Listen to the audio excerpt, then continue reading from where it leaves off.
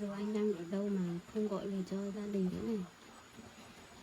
Anh thấy nhớ anh thật đấy. Thì anh xuống hỏi bạn cùng phòng của Tư ấy. Thì từ hôm về thì cũng đến về nhà cũng không thấy xuống nữa ấy. Lạ nhỉ? Từ mất tích này thì anh cũng còn lỗi với gia đình. Gia đình em cũng trách anh đâu. Nhưng mà anh đừng có cảm thấy có lỗi với gia đình anh. Anh nghĩ đến cảnh gia đình lo lắng cho Tư này, anh cũng rất áy náy hoàn cảnh của mình.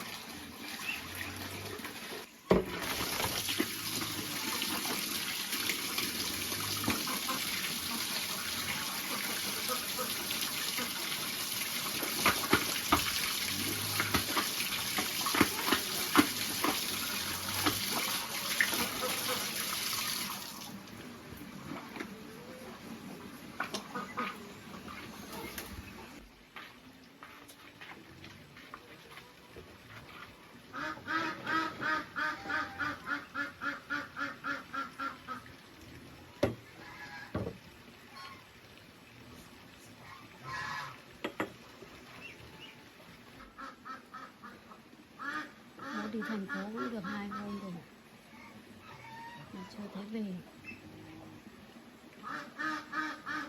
Ra là bố vẫn chưa tìm thấy anh ấy.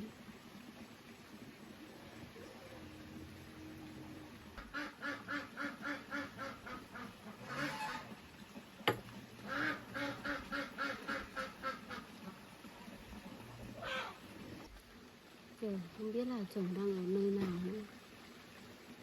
Mình thì cứ ở nhà đợi tin của anh ấy. Mà đi tìm cũng không biết là đi tìm ở đâu. Chỗ xung quanh gần đây thì cũng đã đi hết rồi. Bố cũng đã đi xuống thành phố để hộ tìm rồi mà đến giờ vẫn chưa có tin tức gì. Mình gọi bố thử xem.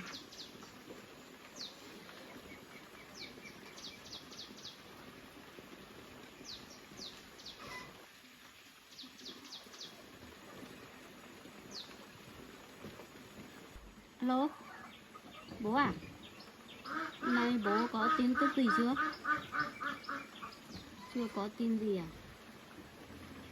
Vâng, con cứ vẫn ở nhà đợi tin tức của các anh công an mà vẫn chưa thấy các anh đấy gọi bố ạ. Thế bố vẫn đang ở dưới đấy à? Vâng. Bố cũng đã đi tìm ở đấy mấy ngày rồi, nếu mà không thấy thì bố về nhà nghỉ ngơi đi. Vì bố cũng có tuổi rồi, con sợ bố đi lâu ngày mệt. Rồi bố vẫn ở lại tìm à? Vâng. Con ở nhà thôi bố ạ. Con cũng bây giờ cũng không biết đi đâu tìm. Chỗ xung quanh bạn bè thì cũng hỏi hết rồi, ai cũng bảo không biết nên là con ở nhà thôi.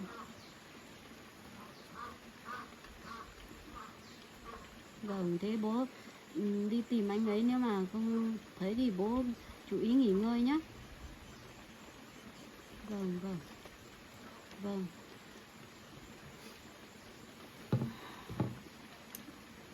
Bố cũng đã đi mấy ngày rồi mà vẫn chưa tìm, chưa có tin tức gì này.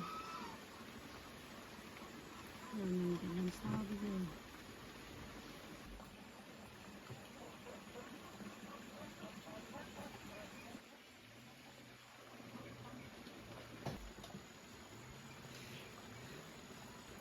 Giờ anh đang ở đâu mà không gọi về cho gia đình thế này? Em thấy nhớ anh thật đấy. Ngày nào đi làm về mệt, tối về anh cũng gọi về nói chuyện. Tự nhiên lại đi lại không gọi về cho em. Bây giờ em ở nhà, anh biết đi tìm anh ở đâu bây giờ?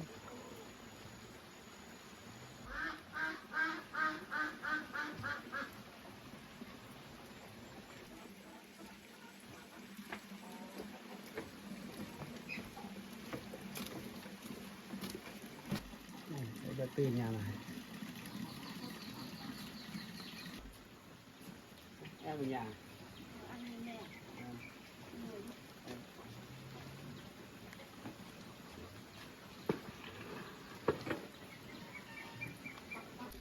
Bác trai vẫn chưa về em?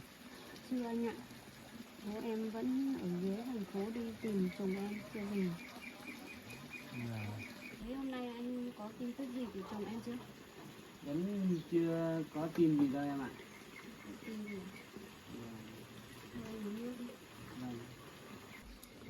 Anh cũng xuống dưới tìm kiếm, chưa thấy tôi nên cũng về báo với gia đình, chưa thấy. Anh cũng hỏi hết bạn của Tư với mối quan hệ ở dưới ấy, mà cũng không ai biết gì. Thế không biết là anh ấy bây giờ. Ở nhà thì em cũng đi tìm khắp nơi rồi mà cũng không ai biết tin tức gì của anh ấy. Em cứ nghĩ là anh đi xuống dưới kia tìm thì sẽ có tin tức của anh ấy, mà anh lại lên đây nói như thế thì em cảm thấy lo lắng, buồn quá. Anh biết gia đình em lo lắng nhưng mà em cứ bình tĩnh đi. Anh cũng lo lắng bởi vì anh coi Tư như em trai của anh. Anh hỏi thật em nhé, lúc Tư về hai vợ chồng có xảy ra chuyện gì không? Hay là cãi vã nhau? Không anh ạ. Anh ấy về thì ở nhà được 2 hôm thì cũng phụ em làm mấy việc lặt vặt ở nhà. Nhưng mà anh ấy hôm anh ấy đi thì anh ấy vẫn vui vẻ mà. Hai vợ chồng cũng không cãi vã gì nhau hết. Thế thì lạ nữa nhỉ. Thì anh xuống hỏi bạn cùng phòng của Tư ấy. Thì từ hôm về thì cũng đến về nhà cũng không thấy xuống nữa ấy. Thế á? Lạ nhỉ. Hôm đấy anh ấy bảo là anh ấy đi xuống trường đi học cơ mà. Mà cái lúc gần tối ấy, gần buổi chiều ấy thì em có gọi điện cho anh ấy thì anh ấy vẫn nghe máy. Anh ấy gọi em hỏi bảo là anh đi sắp đến nơi chưa thì anh ấy bảo là chưa đến nơi. Anh ấy vẫn đang ngồi trên xe đang đi. Anh nói như thế thì em mới nhớ ra. Thì anh ấy đi từ sáng rồi mà sao cũng chỉ ở dưới kia mà sao mà đến lúc đấy mà chưa đến nhỉ? Hay là anh ấy có lên nhầm xe, họ có đưa anh ấy đi đâu không? Hay là cậu ấy nói với em? Cậu ấy đi đâu được nhỉ? Mình cũng không biết được nữa. Mà từ trước đến giờ anh ấy không bao giờ nói dối em một điều gì hết. Thì cái lần này anh ấy lại đi đâu lại không gọi điện thì báo em một câu. Mà em gọi cũng không được. Em mới thấy lạ hết. Thì có khả năng cao là anh ấy đi sang nước ngoài. Nhưng mà các anh đấy bảo là chưa có chứng cứ gì nên là điều đấy cũng chỉ là suy đoán của các anh đấy thôi. Các anh đấy cũng vẫn chưa chắc chắn được. Hay là cậu ấy đi nước ngoài thật nhỉ? Mà cậu ấy đi nước ngoài làm gì nhỉ? Mà em chỉ sợ là anh ấy có bạn bè ở đâu xa dụ dỗ anh ấy đi thôi. Vì sợ bị dụ dỗ đi sang nước ngoài đi làm việc kiếm tiền chẳng hạn thì anh ấy đi theo ấy. Nhưng mà nếu mà đi như thế thì anh ấy cũng phải gọi điện về cho vợ chứ. Mà cậu ấy đi cũng không thấy thông báo gì nhé. Vâng. Mà ở công ty ấy, anh có biết là có ai ghen ghét với anh ấy không? Thì anh cũng hỏi thăm bạn bè của Tư rồi, bảo là cũng không có sinh minh với ai. Và Tư xuống đấy sống với chơi với bạn bè ấy, thì rất tốt. Thế thì chắc là không phải anh ấy bị kẻ xấu hãm hại. Em chỉ sợ là bạn bè hay đồng nghiệp của anh ấy ở công ty ấy ghen tị với anh ấy nên là hãm hại anh ấy để anh ấy không được đi học nữa, để anh ấy mất việc thì không có việc gì làm ấy. Em cũng nghĩ em cũng thấy lo như thế. Em nói thế anh chắc phải về kiểm tra lại nhân viên và hỏi thăm nhân viên xem ấy, biết cậu ấy có xin mít với ai không. Vâng, nếu thế thì anh cố gắng về công ty hỏi giúp em xem là có manh mối gì không. Tư làm ấy thì rất hòa đồng với mọi người.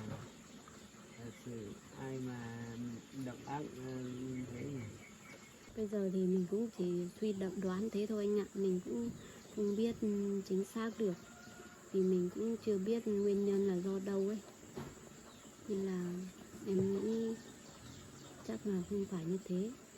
Vì trước Tư cũng đi làm về thì anh ấy cũng hay nói chuyện với em thì cũng không thấy nói ai ở công ty thế này thế kia đâu. Anh ấy bảo đi làm thì mọi người rất là hòa đồng với nhau, vui vẻ với nhau hết. Mà khó hiểu nhất là cậu ấy mất tích bí ẩn này cũng không ai biết gì. Vâng, em cũng thấy khó hiểu quá. Vì từ trước đến giờ anh ấy không phải làm người như thế. Anh ấy đi học hay là đi làm anh ấy vẫn gọi điện về nói chuyện với em mà tự nhiên lại không gọi về. Em gọi cũng không được thế này em mới thấy lạ. Mà bây giờ cũng đã nhờ cả lực lượng của các anh công an để tìm mà vẫn không có tin tức gì thế này thì em cảm thấy lạ nữa. Mà anh xuống thành phố ấy, anh thì cũng nhờ mấy người bạn của anh nữa là hỗ trợ anh tìm Tư thì chắc cũng sớm có tin tức thôi.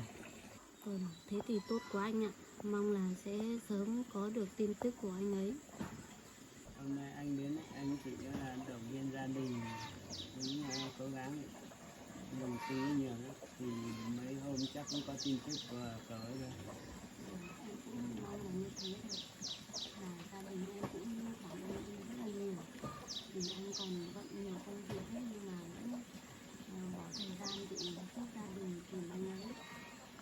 Nên là gia đình em cũng cảm ơn anh. Cũng không có gì đâu, bởi vì anh cũng trước cũng bác giúp đỡ nhiều thì anh cũng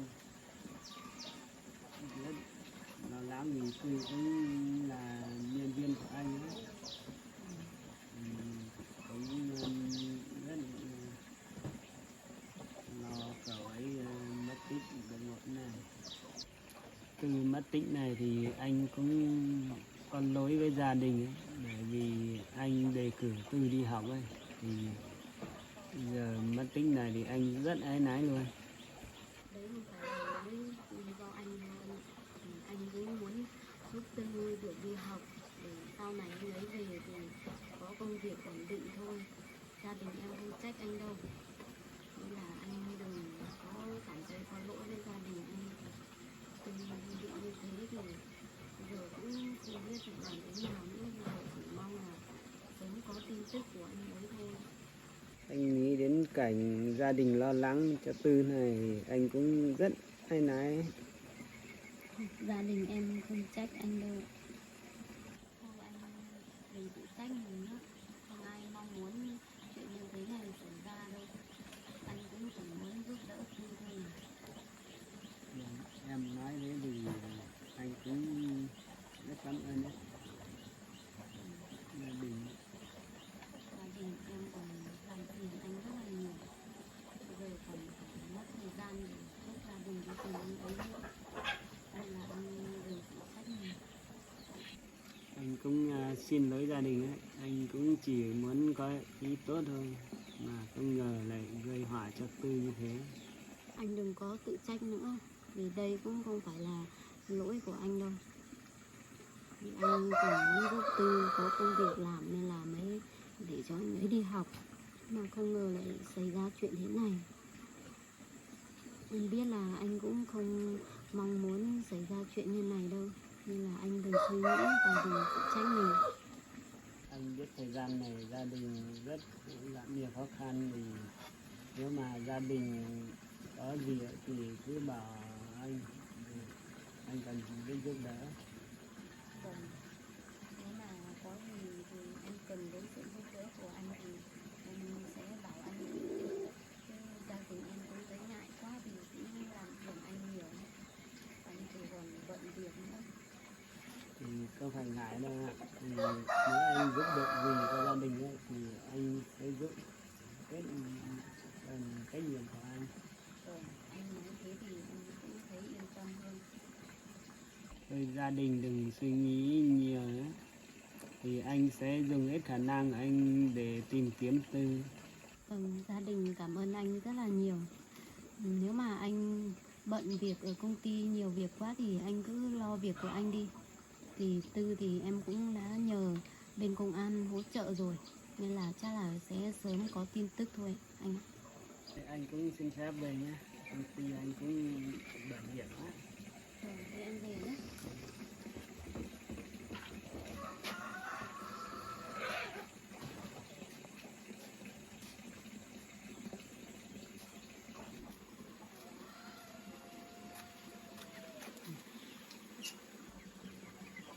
Những hành lớn của mình dùng chúng tôi đi mà không thấy này.